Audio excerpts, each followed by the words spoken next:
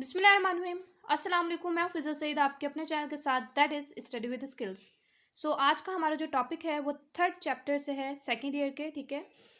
आज का हमारा जो टॉपिक है वो है मोड ऑफ हार्मोन एक्शन, या जिसे हार्मोन एक्शन हम कह सकते हैं। स्टार्ट करते हैं अपना टॉपिक। लेकिन फर्स्ट ऑफ ऑल अगर आप चाहें तो चैनल को सब्सक्राइब कीजिए, ताकि हम मिलकर बहुत अच्छे से नेशनल एमडी कैट की तैयारी कर सकें और मैक्सिमम स्कोर ऑब्टेन कर सकें।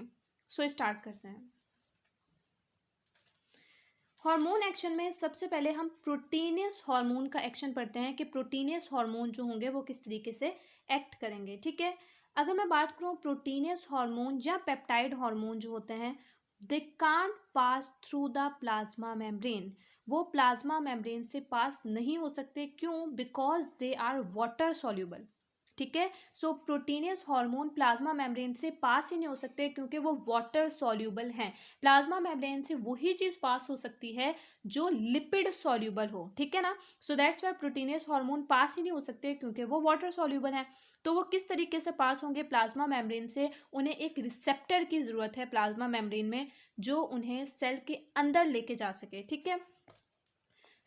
इस तरीके से आपको याद रखना है कि वो कौन सा रिसेप्टर होगा जो प्लाज्मा मेम्ब्रेन में मौजूद होगा। ये hormone, these hormones bind with receptor. ठीक है। ये जो प्रोटीनियस हार्मोन होते हैं ये बाइंड करते हैं रिसेप्टर के साथ, और इनका रिसेप्टर कहाँ मौजूद होता है? प्लाज्मा मेम्ब्रेन में। ठीक है। Inner side of plasma membrane में इनका रिसेप्टर मौजूद होता है, और वो रिसेप्टर क्या कहलाता है? That is called adenylate cyclase. ठीक है। एडिनिलेट साइक्लेज रिसेप्टर है प्रोटीनियस हार्मोन का, जो कि प्लाज्मा मेम्ब्रेन में मौजूद होगा। अब एडिनिलेट साइक्लेज जो है वो फर्स्ट मैसेंजर है प्रोटीनियस हार्मोन के लिए, और रिसेप्टर भी है जो प्लाज्मा मेम्ब्रेन में मौजूद है। अब ये क्या करेगा एडिनिलेट साइक्लेज? ये एडिनिलेट साइक्लेज के साथ, जो कि फर्स्ट रिसेप्टर है, जब प्रोटीनियस हार्मोन आके बाइंड होगा तो ये एटीपी को साइक्लिक एएमपी में कन्वर्ट कर देगा। ठीक है। जब इसके साथ हार्मोन इस रिसेप्टर के साथ आके अटैच होगा तो वो एटीपी को साइक्लिक एएमपी में कन्वर्ट कर देगा, और ये जो साइक्लिक एएमपी है ये हमारा सेकंड मैसेंजर है। अब ये सेकंड मैसेंजर क्या करेगा? ये सेकंड मैसेंजर जीन एक्टिवेशन का काम करवाएगा और एंजाइम एक्टिवेशन का काम करवाएगा प्रोटीनियस हार्मोन के जरिए। ठीक है। याद रखिएगा कि एडिनिलेट साइक्लेज जो हमारा रिसेप्टर था inner side of plasma membrane में मौजूद था, और इसने क्या किया था? इसने एटीपी को साइक्लिक एएमपी में कन्वर्ट करवाया था। और साइक्लिक एएमपी कहाँ मौजूद होगा? ये साइटोप्लाज्म में मौजूद होगा। अगर मैं आपको डायग्राम से समझाऊं तो आपको अच्छे से समझ आ जाएगा। देखिए, ये मेरे पास फेडरल बुक है। ठीक है। ये एक प्रोटीनियस हार्मोन था। रिसेप्टर जो हमारा है वो कहाँ मौजूद है? प्लाज्मा मेम्ब्रेन में मौजूद है भाई। अब प्रोटीन जब इस रिसेप्टर से आके अटैच होगा तो ये क्या करेगा? ये एटीपी को साइक्लिक एएमपी में कन्वर्ट करवा देगा। अब रिसेप्टर हमारा फर्स्ट मैसेंजर था, और इस रिसेप्टर के साथ जब प्रोटीन हार्मोन या पेप्टाइड हार्मोन मिला तो उसके नतीजे में इसने एटीपी को साइक्लिक एएमपी में कन्वर्ट करवा दिया। और ये जो है ये साइक्लिक एएमपी है। साइक्लिक एएमपी कहाँ मौजूद है? साइटोप्लाज्म में मौजूद है, और ये हमारा सेकेंड मैसेंजर है जो कि न्यूक्लियस वगैरह में जाएगा और जीन एक्टिवेशन और एंजाइम एक्टिवेशन का काम करेगा। होप सो कि आपको समझ आ गया होगा। अब चलते हैं स्टेरॉइड हार्मोन की तरफ।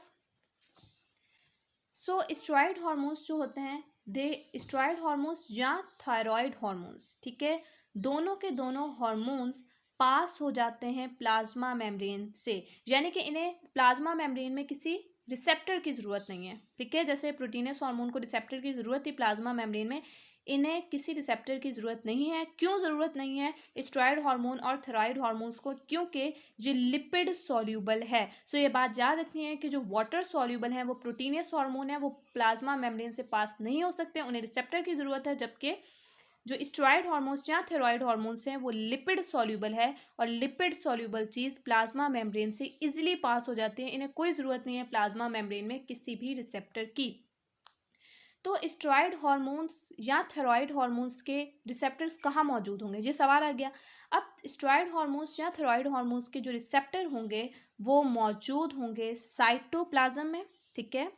या कहाँ मौजूद होंगे? या मौजूद होंगे न्यूक्लियस में। ठीक है। इनके रिसेप्टर या साइटोप्लाज्म में मौजूद होंगे या न्यूक्लियस में मौजूद होंगे। अब याद रखिएगा, जैसे ही हार्मोन रिसेप्टर से बाइंड होगा, ठीक है, चाहे वो रिसेप्टर साइटोप्लाज्म में मौजूद है, चाहे वो रिसेप्टर न्यूक्लियस में मौजूद है, ठीक है। सो जैसे ही हार्मोन जो है रिसेप्टर से बाइंड होगा तो उसके नतीजे में क्या फॉर्म होगा, हार्मोन रिसेप्टर कॉम्प्लेक्स, ठीक है।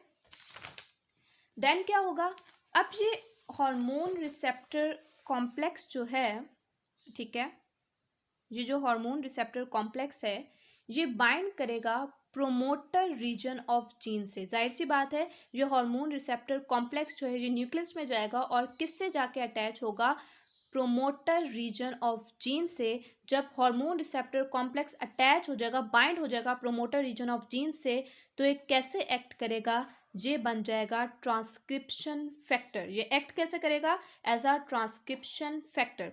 अब इसके नतीजे में क्या होगा, ट्रांसक्रिप्शन फैक्टर जो है वो ट्रांसक्रिप्शन करवाएगा डीएनए ऑफ जीन से एमआरएनए फॉर्म करवाएगा। जो जीन का डीएनए होगा उसकी ट्रांसक्रिप्शन करवाएगा और हमें पता है कि ट्रांसक्रिप्शन के नतीजे में क्या फॉर्म होता है, एमआरएनए फॉर्म होता है, ठीक है। अब एमआरएनए क्या करेगा, एमआरएनए जो होता है वो हमें पता है कि वो जाएगा राइबोसोम्स के पास और ट्रांसलेशन का प्रोसेस करवाएगा, जिसके नतीजे में क्या फॉर्म होगा, प्रोटीन फॉर्म होगी। सो एमआरएनए जो है वो ट्रांसलेटेड हो जाएगा इनटू द प्रोटीन, क्योंकि ये ट्रांसलेशन का प्रोसेस करवाएगा, ठीक है। सो इसके नतीजे में क्या होगा, ये जो टारगेट सेल होंगे ये एक्टिविटीज़ होंगी इनकी, ठीक है। वो क्या एक्टिविटीज़ करेंगे, वो एक्टिविटीज़ करेंगे अल्टर करेंगे जीन एक्सप्रेशन को। देखिए मैं आपको डायग्राम से समझाती हूँ, आपको ज़्यादा अच्छे से समझ आएगा। Just a minute.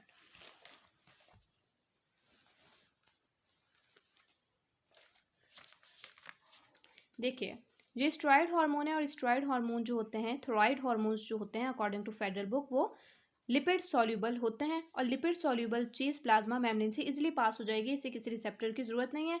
ये हमारे स्टेरॉइड हार्मोन प्लाज्मा मेम्ब्रेन से इजीली पास हो गया, ठीक है। अब मैंने आपको बताया था रिसेप्टर या तो साइटोप्लाज्म में होगा या न्यूक्लियस में होगा। अब इससे ये रिसेप्टर मिल गया साइटोप्लाज्म में, ये जो लिपिड था, ठीक है, स्टेरॉइड हार्मोन था, थोराइड हार्मोन था, ये रिसेप्टर से मिला, जिसके नतीजे में हमें क्या बन गया, हार्मोन रिसेप्टर कॉम्प्लेक्स। अब ये जो हार्मोन रिसेप्टर कॉम्प्लेक्स था ये एंटर हो रहा है न्यूक्लियस में, ठीक है, ये न्यूक्लियस है, न्यूक्लियस के अंदर ये चला गया है। अब न्यूक्लियस में ये क्या कर रहा है, ये बाइंड हो रहा है two receptor site on chromatin, यानी कि ये क्रोमेटिन के साथ ज्वाइन हो रहा है प्रोमोटर रीजन ऑफ जीन के साथ, जो मैंने अभी आपको बताया, बाइंड हो रहा है, जिसके नतीजे में एक ट्रांसक्रिप्शन फैक्टर बन रहा है। जब ट्रांसक्रिप्शन फैक्टर बनेगा तो ट्रांसक्रिप्शन होगी, एमआरएनए बनेगा और एमआरएनए ट्रांसलेटेड हो जाएगा इनटू द प्रोटीन। अच्छा, तो फिर टारगेट सेल क्या करेंगे, टारगेट सेल जहाँ लिखा हुआ है देखिए, target cell activities are modified by the altered gene expression. जो भी टारगेट सेल होंगे उनकी एक्टिविटीज़ मॉडिफाइड हो जाएंगी, किन की वजह से, अल्टर्ड जीन एक्सप्रेशन की वजह से। सो होप सो कि आप आज का लेक्चर आप लोगों के लिए बेनिफिशियल साबित रहा होगा, आपको कुछ सीखने को मिला होगा और आपके लिए ये लेक्चर यूजफुल साबित रहा होगा। अगर आज का लेक्चर आप लोगों के लिए बेनिफिशियल साबित रहा है, आपको कुछ सीखने को मिला है, तो इसे लाइक कीजिए, सब्सक्राइब कीजिए और बेल आइकन को ज़रूर क्लिक कीजिए ताकि आपको आने वाली वीडियो के बारे में अपडेट हासिल हो सके। और अगर कुछ समझ ना आए और अगर आपको लेक्चर अच्छा लगा है तो कमेंट कीजिए, मुझे बताइए कि आपको कुछ समझ नहीं आ रहा है या आपको लेक्चर कैसे लग रहे हैं, ठीक है। सो मिलते हैं नेक्स्ट वीडियो के साथ, रखिए मुझे अपनी दुआओं में याद। अल्लाह हाफिज़।